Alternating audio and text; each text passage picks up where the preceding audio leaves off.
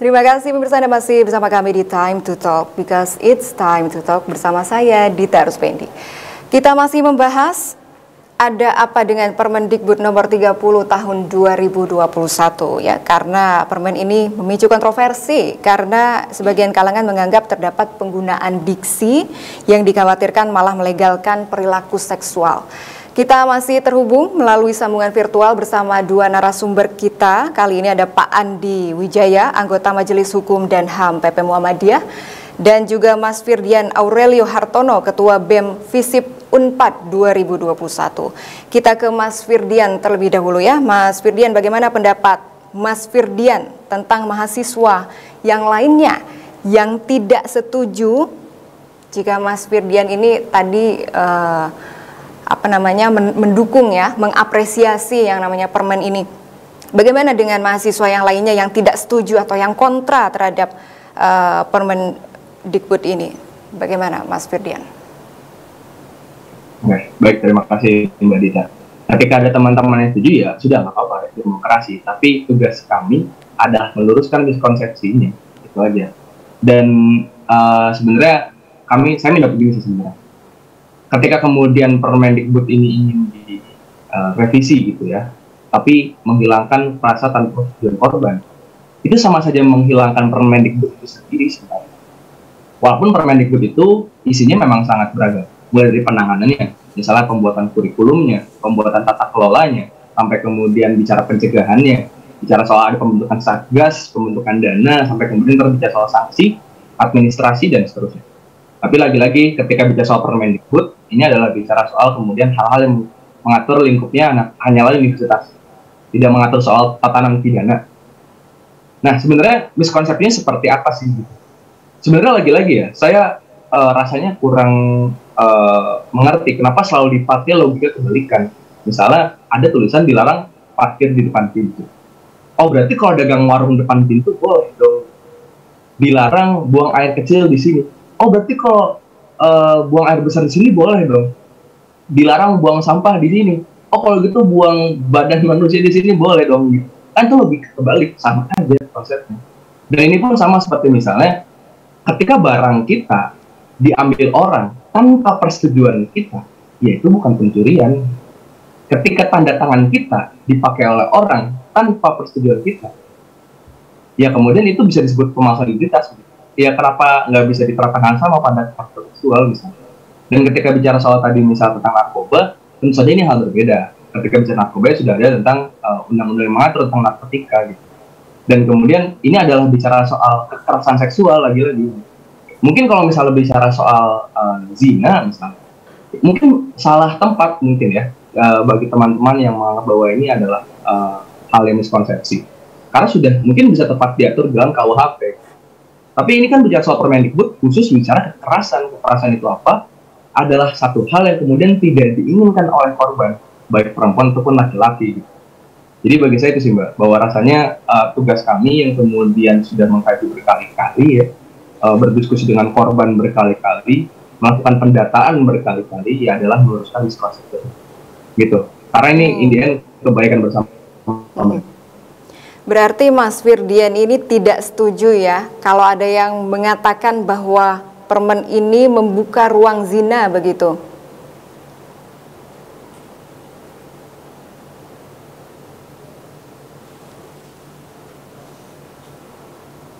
Baik, kita beralih ke Pak Andi Wijaya terlebih dahulu. Pak Andi, seperti yang kita ketahui ya, Kemendikbud menginginkan adanya satgas nih untuk mengawasi setiap kampus dalam mencegah adanya kasus kekerasan seksual. Bagaimana Pak Andi? Setuju Pak. Satgas setuju banget. Karena? Ya karena untuk menjalankan larangan-larangan tadi, justru saya mau ngomentari tadi dari Mas Firdian itu ya, itu logikanya keliru ya Mas Firdian. Kalau dilarang parkir depan pintu, maka yang lain boleh. Jadi tadi Mas Firdian cuma mengatakan itu hal yang berbeda, beda dengan analogi dengan narkoba. Justru Mas Firdian itu yang salah menganalogikan gitu. Sekarang kalau dibalik begini, masalahnya apa kalau tanpa ada kata-kata tanpa persetujuan? Ini misalkan gini, memperlihatkan alat kelaminnya dengan sengaja, titik. Kan nggak ada masalah di situ. Itu menjadi sebuah aturan. Ibaratnya kayak misalkan dilarang parkir di depan pintu, strict gitu, dilarang parkir di depan pintu. Kecuali kalau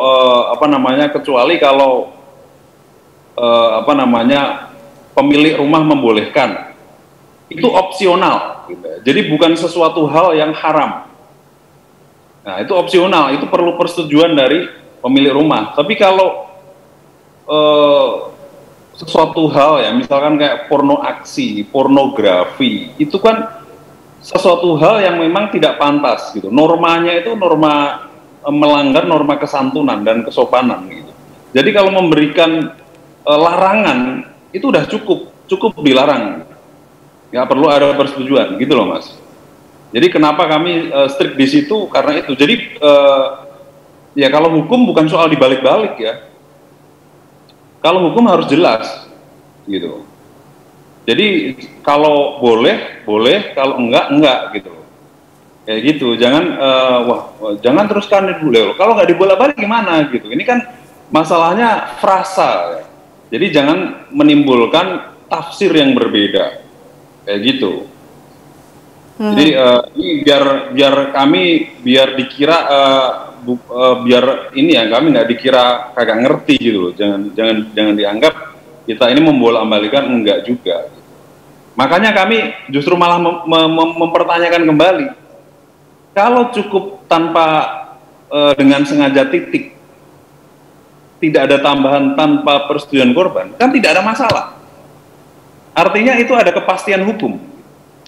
Jadi siapapun ini yang memperlihatkan kelaminnya itu dianggap melanggar. Gitu loh Mas. Nggak perlu ada tanpa persetujuan. Itu ibaratnya sama kayak siapapun yang mengedarkan narkoba disikat. Begitu. Jadi itu kan analoginya baru pas gitu. Analoginya. Jadi kayak gitu. Karena itu objeknya itu objek norma kesopanan ya yang dilanggar itu. Kesantunan, kesopanan. Indikasinya apa melanggar norma kesantunan gitu atau kesopanan? Ya karena semua orang pakai baju. Kalau itu dibuka kan menjadi nggak sopan. Nah, gitu loh. Jadi kalau misalkan Mbak Dita nih mungkin di norma di agama Islam ya itu kerudung tuh wajib gitu. Kalau dibuka kerudungnya kan menjadi itu keluar dari norma. Contohnya kayak gitu. Makanya ada pelarangan ya kalau nggak pakai hijab, kalau nggak menutup kain kerudungnya gitu, perempuan. Intinya harus ada kepastian hukum ya, begitu ya Pak Andi ya? Kembali lagi ke pembentukan Satgas itu Pak Andi, apa urgensi dari Satgas yang harus dibentuk itu? Ya adanya Satgas bagus, karena untuk menjalankan dari aturan ini ya, memang perlu. Kalau nggak ada Satgas ya nanti akan menjadi macan ompong Mbak peraturan itu. Jadi memang harus ada ya, mungkin isinya dari kalangan pengajar sendiri, kemudian dari mahasiswa mungkin harus ada di Permen itu kan udah jelas juga ya. Saya agak-agak lupa tuh kan ada unsur dari masyarakat juga, unsur dari mahasiswa juga, unsur pendidik ada juga. Kita setuju aja soal itu. Tapi menurut Pak Andi pribadi, unsur apa saja yang diharuskan idealnya begitu menjadi tim Satgas tersebut? Saya kira udah bagus ya Satgas di sini. Ya minimalnya ada dari unsur masyarakat, ada unsur dari pendidik, dari mahasiswa pun juga ada. Jadi biar seimbang gitu ya. Kalau panselnya kan ada dari pendidik, ada tenaga kependidikan, kemudian dari mahasiswa juga ada. Jadi udah cukup menurut saya. Jadi nggak perlu terlalu luas lah ya skupnya. Mungkin ini kan kalau saya lihat tiap kampus ya nanti. Jadi punya Satgas gitu yang melototin aktivitas kampus gitu biar nggak terlalu berlebihan gitu. Jadi biar nanti nggak terjadi, Satgas pun juga biar nggak bingung gitu. Kalau ketemu orang lagi melanggar norma yang tadi disebut sini, wah kami setuju Pak, nggak ada masalah. Kita peluk-pelukan di sini nggak ada masalah gitu. Itu kan malah bingung lagi nanti Satgas gitu. Atau sebaliknya awalnya setuju, tapi belakangan nggak setuju, ya sampai terjadi perbuatan zina, tapi mengaku diperkosa, kan lain lagi nanti. Awalnya padahal suka sama suka gitu, karena dibiarkan, mungkin janjinya nggak ditepati, mungkin katanya mau beliin mobil, ternyata nggak dibeliin mobil, ngakunya wah saya diperkosa nih, saya nggak terima dengan itu kan malah jadi masalah lagi nanti kemudian hari. Itu kemungkinan-kemungkinan yang mungkin terjadi jika tidak ada kepastian hukum menurut Pak Andi ya. Mas Firdian, bagaimana, ada yang mau disampaikan? Ya, ada Mbak Dita. Silakan. Ini sebenarnya lagi-lagi ya, bahwasanya sebenarnya frase tanpa persetujuan korban itu kemudian diciptakan karena mengingat korban yang sering kali justru kena victim blaming. Semisal gitu, perempuan yang kemudian dia ditelanjangi, ini dari kisah nyata, mahasiswi yang kemudian ditelanjangi oleh laki-laki karena pulang malam gitu. Dan kemudian mungkin berpakaiannya bukan berpakaian seperti misalnya jilbab. Ketika lapor ke polisi, polisi bilang, oh kamu pulang malam-malam. Ya gimana, wajar itu mah. Sama saja kemudian aparat misalnya, karena tidak adanya hukum yang mengatur, mengatakan bahwa ketika kamu pulang malam dan menggunakan pakaian yang tidak terlalu tertutup, sama dengan kamu setuju untuk dilecehkan. Kalau itu setuju mas saya. Jadi itu polisinya yang memang kurang bener gitu. Kalau Oke, tapi kan di sana perlu ada payung hukum yang disediakan. Oh iya, ditambahin nggak apa-apa. Jadi kalau ada mahasiswi ditelanjangi pakai pakaian seksi sekalipun, itu yang salah yang nelanjangi, bukan mahasiswinya. Ini soal yang nah, di sini akhirnya kemudian saya rasa begini. Ada urusan dengan tadi. Lagi-lagi di sini ada. Ya, ini adalah bicara Permendikbud PPKS, penanganan dan pencegahan kekerasan seksual. Jangan lupa Mas Andi bahwa negara juga kemudian harus melindungi ruang privat bagi setiap masyarakatnya. Kalau misalnya Mas Andi punya wacana untuk mempidanakan atau memberikan sanksi kepada yang kemudian melakukan zina, ya sudah apa-apa. Tapi tidak tepat ketika ini dibicarakan di Permendikbud 30. Semisal logika paling aneh adalah seperti ini.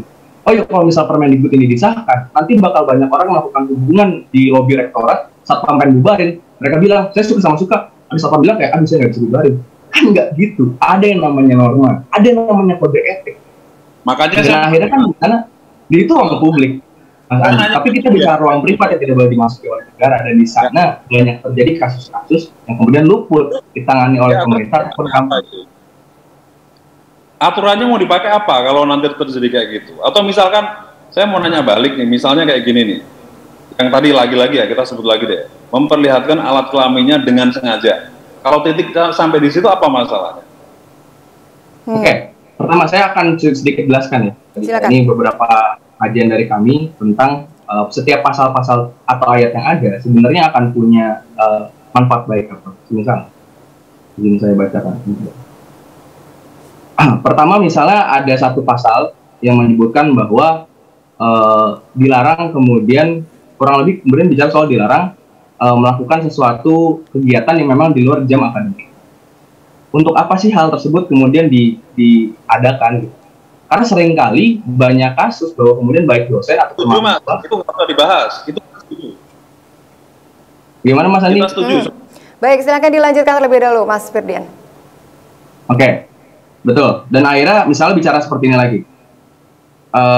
Ada satu pasal yang menyatakan bahwa menunjuk, menjanjikan, menawarkan sesuatu atau mengancam korban yang tidak disetujui oleh korban.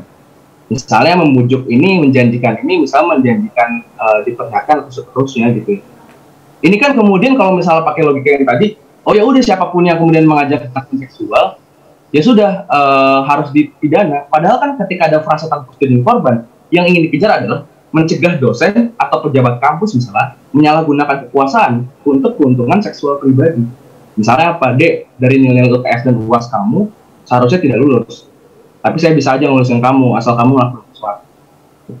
Dan ini kan akhirnya bicara satu hal yang kemudian perlu dimasukkan ketika bicara landasan filosofis daripada suatu perundang-undangan atau kemudian peraturan. Itu di pasal berapa tadi, Mas? Pasal 5, kemudian di ayat-ayatnya bisa dilihat ada 21, ada yang D, 21 misalnya, poin kekerasan ada seksual yang A, ya? dan seterusnya. Nah, yang Mas Firdian bacakan huruf apa tadi? J. Huruf J ya. Ya, pasal 5 huruf J. Ya udah, itu kan sama aja ya, membujuk, menjanjikan, menawarkan sesuatu atau mengancam korban untuk melakukan transaksi atau kegiatan seksual. Titik, sampai situ aja kan nggak ada masalah, langsung aja itu pelanggaran. Ya, misalnya sih membujuk, ya, membujuk tentang nawarin, kamu mau nggak aja, aku ajak cek ini.